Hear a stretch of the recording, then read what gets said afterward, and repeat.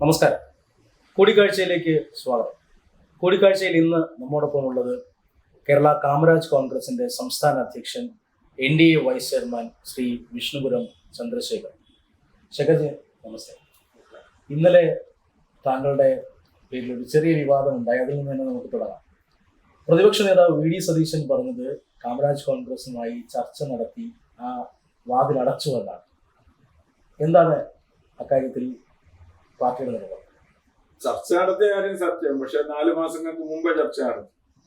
അതിനുശേഷം ഒരു ചർച്ചയും നടത്തിയിട്ടില്ലല്ലോ. നമ്മൾ ഈ പഞ്ചായത്ത് ഇലക്ഷന് സജീവമായിട്ട് NDAക്കൊപ്പം പ്രവർത്തിച്ചു, നിരവധി സീറ്റുകളിൽ പ്രവർത്തിച്ചു, ഒരു ബ്ലോക്ക് ജയിച്ചു, ഒരു വാർഡ് ജയിച്ചു. നമ്മളെ ഘടകകക്ഷിയാക്കണ കാര്യം ഒരു ചാനലിലൂടെയാണ് പറയുന്നത്, ഇങ്ങനെ നിങ്ങളെ ഘടകകക്ഷിയാക്കാൻ പോകണം. അപ്പൊ ഞാൻ പറയാം, നമ്മൾ ആക്കേണ്ടിയില്ല, നമ്മളങ്ങനെ ചർച്ച ചെയ്തിട്ടില്ലല്ലോ. എന്നിട്ട് അദ്ദേഹത്തിന് ഞാൻ 10 കാള് വിളിച്ചു, ഈ VD സതീശൻ അദ്ദേഹം തന്നെ പറഞ്ഞ 2 കാള് ഞാൻ വിളിച്ചു. അദ്ദേഹം എടുത്തു, സംസാരിച്ചു. 2 കാളും എൻ്റെ ഉണ്ട്. അതില് അദ്ദേഹം എടുത്തിട്ടുമില്ല, സംസാരിച്ചിട്ടുമില്ല. അതൊരു ചീറ്റിംഗ് ആണ്. പ്ലാൻ ചെയ്ത് അവര് കൊണ്ട് ഇതിനകത്ത് നമ്മളെ തലയിപ്പിക്കുകയും എല്ലാത്തിനും പറഞ്ഞോട്ട് പോവുകയും ചെയ്യുക. പിന്നെ ഞാനൊരു മാന്യത ഉണ്ടല്ലോ, സംസാരിച്ചു എന്ന് പറഞ്ഞെടുത്ത് കള്ളം പറയേണ്ട ആവശ്യമുണ്ട്. ഞാൻ സംസാരിച്ചു, 4 പേരോട്ട് സംസാരിച്ചു. അത് അന്നത്തെ സാഹചര്യം. എൻ്റെ ഫേസ്ബുക്കിൽ ഞാൻ അന്ന് NDAയുടെ തൃപ്തികരമല്ലാത്ത കാര്യം എഴുതി. അപ്പോൾ ചാനലുകളിലൊക്കെ വാർത്തയായി. അപ്പോൾ സ്വാഭാവികമായിട്ട് രാഷ്ട്രീയക്കാരല്ലേ, തമ്മിൽ കാണുമ്പോൾ ചോദിക്കുമല്ലോ, ഇതൊക്കെ ഉണ്ട്, അത് സുഖത്തിൻ്റെ എന്ന് ചോദിച്ചാൽ അത്ര സുഖമല്ല എന്ന് പറഞ്ഞിട്ടൊക്കെ ഉണ്ട്. അത് സ്വാഭാവികം, ഞാൻ ചാനലിലും ഒക്കെ പറയുന്ന ആളാണ്. അല്ലാതെ അദ്ദേഹം പറയുന്നതിനോട് കുഴപ്പമില്ല. അദ്ദേഹം കൂട്ടി താക്കോൽ എടുത്തെന്ന് പറഞ്ഞാൽ ആ താക്കോൽ സൂക്ഷിച്ചു വെച്ചോട്ടെ. അപ്പം UDF ഇപ്പോൾ അധികാരത്തിലേക്ക് വരാൻ പോകുന്ന മുന്നണി എന്ന രീതിയിലാണ് മറ്റ് ഘടകകക്ഷികൾ തങ്ങളോട് സംസാരിക്കുന്നത് എന്ന ഒരു രാഷ്ട്രീയ എന്താണ് അന്തരീക്ഷം സൃഷ്ടിക്കാനാണോ UDFന്റെ ശ്രമം? അല്ല, അതല്ല. 10 കൊല്ലങ്ങൾക്ക് മുമ്പ് നമ്മളുമായിട്ട് സഹകരിച്ച് ഒരിക്കൽ ഇലക്ഷൻ നേരിട്ടപ്പം തിരുവനന്തപുരം ജില്ലയിൽ 13 സീറ്റ് അവർക്ക് കിട്ടി. അത് സ്വാഭാവികമായിട്ട് കാമരാജ് കോൺഗ്രസിന്റെ ശക്തിയല്ലായിരുന്നു അന്ന്. നമുക്ക് VSPP എന്ന് പറയുന്ന പ്രസ്ഥാനത്തിന്റെ ചെയർമാനും കൂടിയാണ്, നാടാർ സമുദായത്തിന്റെ സംഘടനയുടെ ചെയർമാനുമാണ്. അതിന് ഞങ്ങൾക്ക് അത്യാവശ്യം ഈ ജില്ലയിലും മറ്റു ജില്ലകളിലൊക്കെ അത്യാവശ്യം സ്വാധീനമുണ്ട്. ജനങ്ങളെ റോട്ടിലിറക്കി കാണിച്ചു തന്നിട്ടുള്ള പ്രസ്ഥാനമാണ്. ജനങ്ങൾ പറയുന്നത് അനുസരിക്കും. അങ്ങനെയാണ് അവർ ജയിച്ച് വന്നത് നല്ല രീതിയിൽ. അപ്പോൾ അവർക്ക് ഇവിടെ ഒരു ഒറ്റ സീറ്റേ ഉള്ളൂ കോൺഗ്രസിന്. അത് 10-15 ആക്കണമെങ്കിൽ ഉറപ്പായിട്ട് നമ്മൾ വേണം. ഈ കൈപ്പത്തി ആണെങ്കിൽ കൂടുതൽ താല്പര്യം ഈ നാടാർ സമുദായത്തിന്റെ ഇടയിലുണ്ട്. അതിപ്പോഴില്ല, പണ്ട് മുതലേ ഉള്ളത്. അതിന് അവർ ശ്രമിച്ചു. അതിനുശേഷം കമ്മ്യൂണിസ്റ്റ് പാർട്ടി ഉണ്ടല്ലോ, അവർ ഭരണത്തിൽ വരാൻ വേണ്ടിയിട്ട് അവര് എല്ലാ കാമരാജ് കോൺഗ്രസിന്റെ പോസ്റ്റർ എല്ലാവരും കടകംപള്ളി സുരേന്ദ്രൻ മുതല് എല്ലാ സ്ഥാനാർത്ഥികളും നമ്മുടെ ഇത് വെച്ചാണ്. ഞാനും 2-3 കൺവെൻഷനും കോടിയേരി ബാലകൃഷ്ണൻ അദ്ദേഹത്തിന്റെ ഒപ്പം തന്നെ പോയിട്ടുണ്ട്. അവരും അതിന് പൂർണ്ണമായിട്ട് വിജയിച്ചിട്ടുണ്ട്. അപ്പൊ 2 പേർക്കും അത് ഗുണം കിട്ടിയിട്ടുണ്ട്. ഗുണം കിട്ടാത്തത് നമ്മുടെ NDAക്ക് BJPയിലാണ് ഇതുവരെ കിട്ടാത്തത്. അതിപ്പോ കിട്ടും.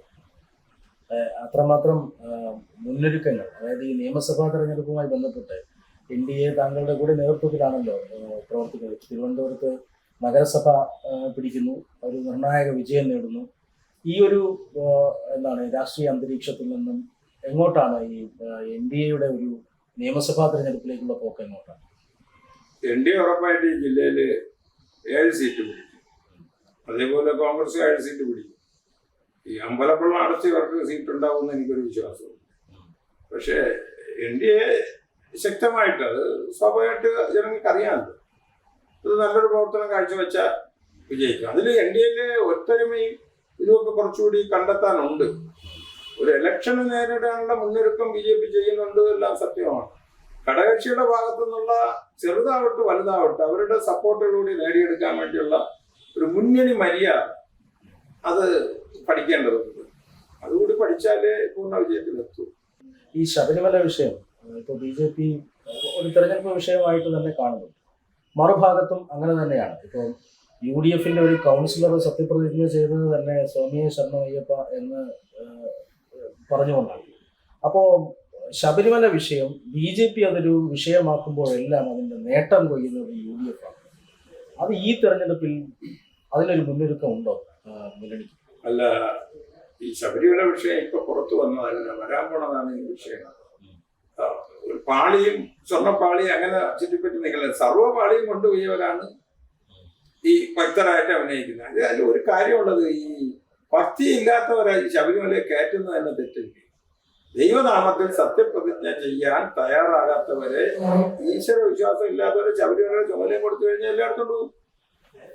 ചെമ്പാണോ ഇനി ഇരുമ്പാണോ എന്നൊക്കെ ഇനി എല്ലാം ഉറച്ചു നോക്കേണ്ടിയിരിക്കുന്നു. ദേവസ്വം ബോർഡിന്റെ ഒരു വലിയ ക്ഷേത്രത്തിന്റെ കാര്യമാണ്. പക്ഷെ ദേവസ്വം ബോർഡിൽ വേറെ ക്ഷേത്രങ്ങളില്ല. അവിടെ ഈ ചെറിയ പൊന്നും പണമൊക്കെ ആളുകൾ വെക്കുന്ന ശീലമുണ്ട്. കുട്ടികളുടെ രൂപം, അങ്ങനെ ചെറിയ ചെറിയ സ്വർണം. പക്ഷെ ഇത് അവിടെ ബൽക്കായിട്ട് അടിച്ചോണ്ട് പോകുമ്പോൾ അതിന്റെ താഴെയുള്ളവര് ബാക്കി അടിച്ചോണ്ട് പോകും. അപ്പൊ ഇതിന്റെ എല്ലാം ഒരു വലിയ അന്വേഷണം വരണം. അന്വേഷണം എന്ന് പറഞ്ഞ് കേരളത്തില് SIT അന്വേഷണം നടക്കുന്നതൊക്കെ ശരിയാണ്. പക്ഷെ എത്തേണ്ട അടുത്ത് എത്തിയില്ല. ഈ വണ്ട് വല ഇറക്കുകയും ചെയ്യും, പ്രാണി കുരുങ്ങുകയും ചെയ്യും. വണ്ടുകൾ പോലത്തെ വലിയ സാധനങ്ങൾ ഇരിക്കുകയാണ്. ഇതിനൊക്കെ കേന്ദ്ര അന്വേഷണം വരണം. സത്യസന്ധമായിട്ട് അന്വേഷിക്കണം. അല്ല നിരപരാധിയാണെങ്കിൽ കേന്ദ്ര അന്വേഷണത്തിൽ തുടരുത്. കുറ്റവാളികളായിട്ട മന്ത്രിമാരടക്കം ഇതില് വലിയ കാര്യങ്ങൾ, ചെറിയ കാര്യമൊന്നുമില്ല. ഒരു ചെറിയ 1/2 ഗ്രാമിന്റെ സ്വർണ്ണം എടുത്ത് പോക്കറ്റ് വെച്ചോണ്ട് പോകണ കള്ളനെ പോലെ അല്ലല്ലോ. കതവ്, കട്ടള, ഇങ്ങനെയുള്ള മെയിൻ സാധനമൊക്കെ അടിച്ചോണ്ട് പോകുന്നത്. CBI അന്വേഷണം പോലെ ഒരു സ്ട്രോങ് ആയ അന്വേഷണം വന്നാൽ ഇതിനെ തലപ്പത്തിരിക്കുന്ന വലിയ വലിയ സഹാക്കളെന്നെ അനുഭവിക്കും. മുന്നണിയുടെ നിലപാട്, അല്ലെങ്കിൽ മുന്നണി വീണ്ടും ഒരു തെരഞ്ഞെടുപ്പ് വിഷയമായി ഇത് ഉയർത്താൻ തന്നെയാണ് തീരുമാനം. ഇത് ഹിന്ദുവിന്റെ ആയാലും മുസ്ലിമിന്റെ ആയാലും ക്രിസ്ത്യാനിറ്റി ആയാലും ശബരിമല അയ്യപ്പൻ എന്ന് പറഞ്ഞാൽ അതൊരു വികാരമാണ്, അതൊരു വലിയ വിഷയമാണ്. അതില് തൊട്ട് തന്നെ പ്രവർത്തനം പോണം. അത് ഒറ്റ പ്രവർത്തനത്തിൽ നിൽക്കാൻ പാടില്ല. പാളോപ്പോ ഒരു പറ്റിയുണ്ടെങ്കിലും ഇല്ലെങ്കിലും കോൺഗ്രസ് ഒന്ന് പാടുന്നു, ശരണം വിളിക്കുന്നു, എല്ലാം ചാനലിലൂടെ ഒന്നിച്ച് പാരഡി പാട്ടുകൾ പാടുന്നു. അതുകൊണ്ട് സെക്രട്ടേറിയറ്റ് മാർച്ച് കഴിഞ്ഞ് നമ്മൾ മുന്നോട്ട് പോകാം. നമ്മൾ മുമ്പോട്ട് തന്നെ പോകണം. കാരണം ഇതിലൊന്ന് ധാർമ്മിക വശമുണ്ട്. ഇത് വോട്ടൊന്നും കിട്ടണ്ട, വോട്ട് നോക്കണ്ട. പക്ഷേ ഒരു അധർമ്മം നടന്നിരിക്കുന്നു. അപ്പൊ ധർമ്മത്തിന് ഭാഗത്ത് നിൽക്കുന്ന NDA അത് കുറച്ചുകൂടി മെച്ചപ്പെടുത്തണമെന്ന് തന്നെയാണ്. അടുത്ത ഈ തെരഞ്ഞെടുപ്പിനെ സംബന്ധിച്ചിടത്തോളം, ഈ നിയമസഭാ തെരഞ്ഞെടുപ്പിൽ പാർട്ടിക്ക് അല്ലെങ്കിൽ NDAക്ക് ഈ നിയമത്തൊരു സീറ്റ് ഉണ്ടായിരുന്നു. പക്ഷെ ആ സീറ്റ് കഴിഞ്ഞ നിയമസഭാ തെരഞ്ഞെടുപ്പിൽ പോയി. അതിലൊരു നിർണായക പങ്ക് വഹിച്ചത് SDPI പോലെയുള്ള ചില മതസംഘടനകളാണ്, തീവ്രവാദ സംഘടനകൾ. ഈ സംഘടനകൾ അടുത്ത തെരഞ്ഞെടുപ്പിലും NDAക്ക് ദോഷകരമായി വരില്ലേ? അവർ ആ തെരഞ്ഞെടുപ്പിലും NDAക്കെതിരായുള്ള കരുനീക്കങ്ങൾ നടത്തില്ല. നിയമത്തിനെ സംബന്ധിച്ച് ഇനി ആരൊക്കെ ഈ പ്രാവശ്യം SDPI അല്ല ആര് തന്നെ സംഘടിച്ചാലും അവിടെ ആ സീറ്റ് BJP ജയിക്കും. അത് പറയാൻ കാര്യം, ഇപ്പൊ ഞങ്ങൾക്ക് തന്നെ അവിടെ 23 വാർഡിലെ 20 വാർഡിൽ നല്ല വാർഡ് കമ്മിറ്റിയുണ്ട്. അതിനെ മുഴുവൻ ഇതുപോലെ ഉപയോഗിക്കണം. അവർക്ക് സ്ഥിരമായിട്ട് കിട്ടാത്ത വോട്ടാണ് ഞാൻ പറയുന്ന വോട്ടുകൾ. അതിനെ എല്ലാം ക്യാൻവാസ് ചെയ്ത് നോക്കുന്നതിനകത്ത് ഒന്നിച്ചിടാൻ കഴിയണം. വർക്ക് സജീവമായിട്ട് നിൽക്കണം. അതിൽ അഭിപ്രായ വ്യത്യാസം ഉള്ളവർ ഉണ്ടാകരുത്. ജയിപ്പിക്കണമെന്ന് തോന്നലുള്ള ആളുകൾക്ക് മാത്രം അവിടെ ചർച്ച കൊടുക്കണം. അങ്ങനെ വരുമ്പോൾ വളരെ മുന്നേ പോകും. ഒരു ആത്മവും തോപ്പിക്കാൻ കഴിയുമെന്ന് തോന്നില്ല. 20,000 കുറയാത്ത ഭൂരിപക്ഷം കാണുമെന്നാണ് എന്റെ ആ മണ്ഡലത്തിലെ ബുക്കും മൂലം അറിയാന്നുള്ള ആളാണ്. എനിക്ക് അതിലെ 20 വാർഡുകളിൽ നല്ല കമ്മിറ്റിയുണ്ട്. അതിന്റെ ആധികാരികമായിട്ടുള്ള അഭിപ്രായമാണ് ഞാൻ പറഞ്ഞത്. അത് ജയം മാത്രമല്ല, ഏകദേശം ആ വിധം ഭൂരിപക്ഷവും കൂടി കാണും. അതിലൊന്നും അവിടെ ആർക്കൊന്നും ചെയ്യാൻ കഴിയില്ല.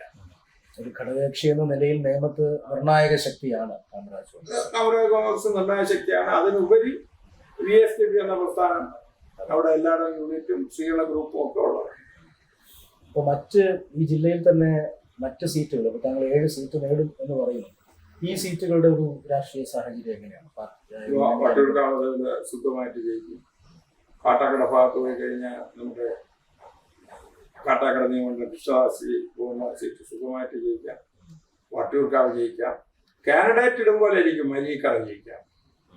ഇതിനെല്ലാം ഓരോ സ്ഥലത്തും ആ അവസരോചിതമായ സ്ഥാനാർത്ഥികളെ പറ്റി ഇപ്പൊ കഴിഞ്ഞ പ്രാവശ്യം എത്രയോ കാലം കൊണ്ട് കാർത്തികേയന്റെ മണ്ഡല അരീക്കര എന്ന് പറഞ്ഞ കാർത്തികേയൻ അല്ലേ മകൻ, അവിടെ നിന്ന് ബുദ്ധിയായിട്ട് സ്റ്റീവനെ അവിടെ ഇട്ടു. ആ കാൻഡിഡേറ്റ് വെച്ചാണ് അവിടുത്തെ രാഷ്ട്രീയം പറഞ്ഞ ആളുകൾ വോട്ടിട്ടത്. ഇവിടെയും അങ്ങനെ ഈ ജില്ലയിൽ പ്രധാന സ്വാധീനമുള്ള പൂർവ്വ ശക്തിയുള്ള ഒരു വിഭാഗമാണ് നാടാർ വിഭാഗം.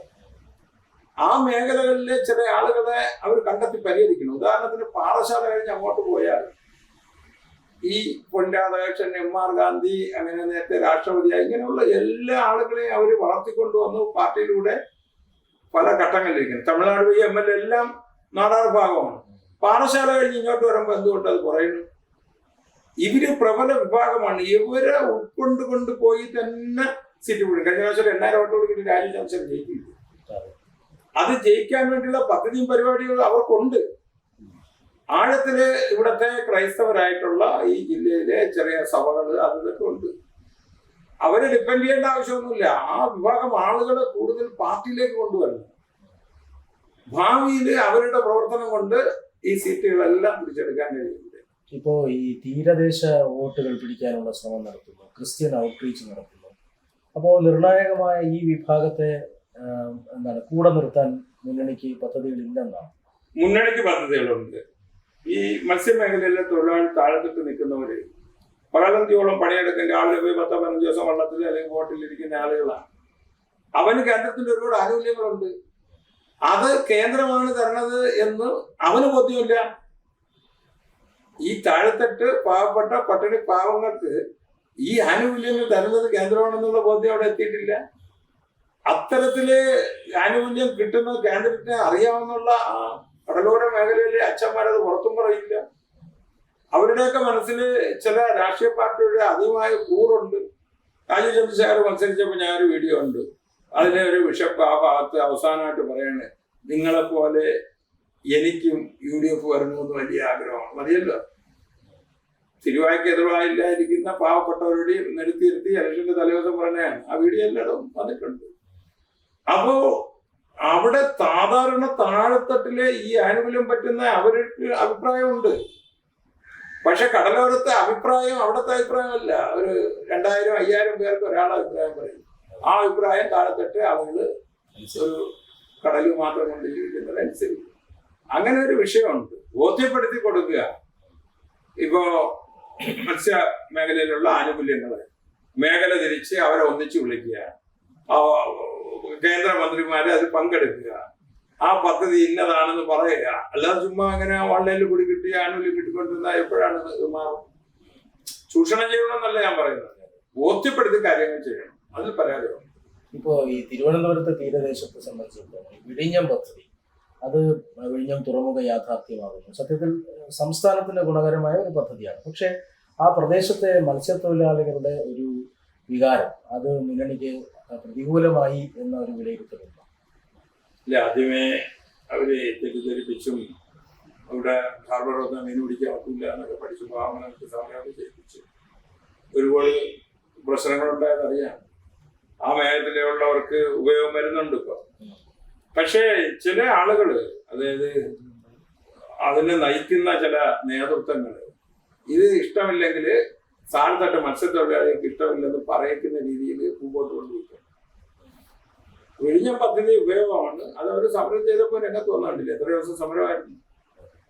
പക്ഷെ അതൊക്കെ അവർക്ക് കൊണ്ടുണ്ടാവുന്ന അവരെ മക്കൾക്ക് എല്ലാ കാലവും അവര് മീൻപിടുത്തമാണോ, നല്ല വിദ്യാഭ്യാസമുള്ള പിള്ളേരുണ്ട്. അവരെയൊക്കെ ആ തരത്തിൽ എത്തിക്കൊണ്ടുവന്ന് ജോലികളും അങ്ങനെയുള്ള ഭാഗത്തൊക്കെ കൊടുത്ത് മാറ്റം എത്തിക്കൊണ്ടുവരണം. അവരെ വിശ്വാസങ്ങളിൽ ഉറച്ചു നിൽക്കട്ടെ. അവർ ക്രൈസ്തവരാണ്, അതിൽ തന്നെ ഉറച്ചു നിൽക്കണം. അതിൽ നിന്ന് നമുക്കൊന്നും മാറ്റാനില്ലല്ലോ. പക്ഷെ അവര് ഈ കാര്യങ്ങൾ അറിഞ്ഞിരിക്കണം. ഈ മുന്നണി തിരുവനന്തപുരം ജില്ലയിൽ ഒരു വലിയൊരു വളർച്ചയുടെ ഘട്ടത്തിലാണ് എന്നാണ് പാർട്ടിയും മുന്നണിയും എല്ലാം വിലയിരുത്തുന്നത്. ഇപ്പോൾ കഴക്കൂട്ടം ഈ തിരുവനന്തപുരത്തെ കൗൺസിലർമാർ 35 കൗൺസിലർമാർ അവർ ഭൂരിഭാഗവും നിയമനിയോജക മണ്ഡലത്തിൽ നിന്നുള്ളവരായിരുന്നു. എന്നാൽ ഈ കഴക്കൂട്ടം പോലെയുള്ള മേഖലകളിലേക്ക് BJPയുടെ കൗൺസിലർമാർ എത്തുന്നു. അങ്ങനെ നഗരസഭാ ഭരണം പിടിച്ചെടുക്കാൻ പറ്റും. അപ്പോൾ ഇത് ടോട്ടൽ ഒരു NDAയുടെ ഒരു വളർച്ചാ വികാസം കഴിഞ്ഞ കാലഘട്ടങ്ങളിൽ ഈ തിരുവനന്തപുരം ജില്ലയിൽ ഉണ്ടായിട്ടുണ്ട് എന്നതിന്റെ ഒരു സൂചനയാണ്. NDA ഗ്രാമങ്ങളിലൊക്കെ ജനങ്ങള്, ഞാൻ കടലോരം പറഞ്ഞതുപോലെയല്ല, കര പറയാ, അത് ജനങ്ങൾ ബോധമാണ്. തൊഴിലുറപ്പ് തൊഴിലാളികൾ. ഞാൻ ഇലക്ഷൻ സമയത്ത് ഈ പൂച്ചൽ ആ ഭാഗത്ത് ഒരു 10-20 തൊഴിലുറപ്പ് സ്ഥലങ്ങൾ. പക്ഷെ എല്ലാവർക്കും അവർക്കറിയാം സർക്കാരിന്റെ കേന്ദ്രത്തിന്റെ കേന്ദ്രത്തിന്റെ പദ്ധതിയാണ്. ഈ തൊഴിലുറപ്പുകാരുടെ ഇടയിൽ ഒരു അജ്ഞത ഉണ്ടെങ്കിൽ ഇപ്പൊ അത് മാറിയില്ലേ? ഇപ്പൊ നമ്മളവിടെ അതിന് ഒരു പക്ഷപാതമില്ലാതെ വരുന്നു എന്നാണ്. ഗോപാലകൃഷ്ണനും അഹമ്മദിനും പത്രോസിനും ഒക്കെ ഒരേ, ഇപ്പൊ ഗ്യാസ് കിട്ടിയ 3 പേർക്കും കിട്ടും. ഇവിടെ പത്രോസ് കാണിക്കണം, അവിടെ അഹമ്മദ് കാണിക്കണം. അപ്പുറം ഇപ്പുറം വിളിച്ചു ചോദിക്കുമ്പോൾ എനിക്കും കിട്ടി. കർഷകർക്ക് വേണ്ടിയുള്ള 6000 രൂപ അതെനിക്കും കിട്ടി. അടുത്ത ആളിനും കിട്ടി. എല്ലാവർക്കും തുല്യ നീതി കിട്ടിക്കൊണ്ടിരിക്കുകയും, അല്ലെങ്കിൽ ഇവിടെ ഒരു 4 ഗോപാലകൃഷ്ണന് കിട്ടി, അപ്പുറത്തെ 2-3 പേർക്ക് മാത്രം കിട്ടുന്നില്ല. അങ്ങനെ കേരളത്തില് ഒരു ഉദാഹരണം പറയാൻ പ്രതിപക്ഷത്തിന് പോലും കഴിയില്ല. അതാണ് മാറ്റം. അപ്പോഴപ്പോഴും പദ്ധതികൾ വരുന്നു, അത് താഴെത്തട്ടെത്തുന്നു. എന്തെല്ലാം പദ്ധതികൾ! ഈ തൊഴിലുറപ്പിലെ ഭേദഗതി ഈ അടുത്ത തെരഞ്ഞെടുപ്പിനെ ദോഷകരമായി ബാധിക്കും. അല്ല, അവർക്ക് ഗുണമുള്ള കാര്യമാണല്ലോ. ഇവിടെ ഈ നാട് വിട്ട വെള്ളക്കാരുടെ മാക്കറി അതിന്റെ ഉയരാണെന്ന് പറയുമ്പോൾ കമ്മ്യൂണിസ്റ്റുകാർ എന്തെങ്കിലും കള്ളമുണ്ട്, അവനത് താഴെയറ്റം വരെ പ്രചരിക്കും. അതല്ല എന്ന് തിരിച്ചറിയാനുള്ള ഒരു ബോധം വന്നിട്ടുണ്ട്. വിദ്യാഭ്യാസമുള്ളവരുടെ ഇടയിലൊക്കെ ഭയങ്കരമായി വന്നിട്ടുണ്ട്. അതിൽ മതമില്ല. ഇപ്പൊ കൊച്ചിൽ തന്നെ നമ്മളൊരു ഭാഗത്ത് ഈ ശ്യാമിലേക്ക് ചോദിച്ചപ്പോൾ ഒരു ഭാഗത്തുള്ള വോട്ട് മുഴുവൻ മുസ്ലിമാണ്. പക്ഷെ അവിടെ 160 വോട്ടൊക്കെ കിട്ടി.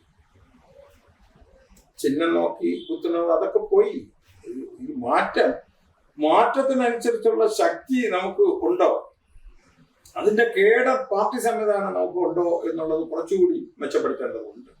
സംഘടനാ സംവിധാനം അതിന് ഉറപ്പായിട്ട് മെച്ചപ്പെടുത്തേണ്ടത്. അപ്പം മുന്നണിയിൽ ഇത്തരം എന്താണ് സംഘടനാ സംവിധാനം അടക്കം മെച്ചപ്പെടുത്തുന്നതിനെ കുറിച്ച് ആവശ്യം ഉന്നയിക്കും. വരുന്ന NDA മീറ്റിംഗില്, നേരത്തെ മീറ്റിംഗിലൊക്കെ ഉന്നയിച്ചിട്ടുണ്ട്. താഴെത്തട്ടം വരെ നമുക്ക് ഒന്നാണ് എന്നുള്ളൊരു തോന്നല്. ഘടകകക്ഷികളെല്ലാം ഒന്നാണ്, ചിഹ്നം ഒന്നല്ല. താമരയായാലും കലമായാലും ബാറ്റായാലും പാർട്ടി പ്രവർത്തനത്തിന്റെ കാഴ്ചപ്പാടില് ഒന്ന്. ആ സങ്കല്പം താഴെയറ്റം വരെ എത്തിക്കുകയാണ്. അതിനൊരു കുറവുണ്ട്. അത് വരും ദിവസങ്ങളിൽ അത് പരിഹരിച്ച് പോകാൻ കഴിയും. എന്തായാലും നിയമസഭാ തെരഞ്ഞെടുപ്പിൽ ഒറ്റക്കെട്ടായി തന്നെ NDAക്കൊപ്പം നിൽക്കും എന്നാണ് പാർട്ടിയുടെ ഉറപ്പല്ലേ. ഒറ്റക്കെട്ടെന്നുള്ളതല്ല, വലിയ ചരിത്രമായിരിക്കും തെരഞ്ഞെടുപ്പിന്റെ ഫലം. അതിനുവേണ്ടി കാക്കാം.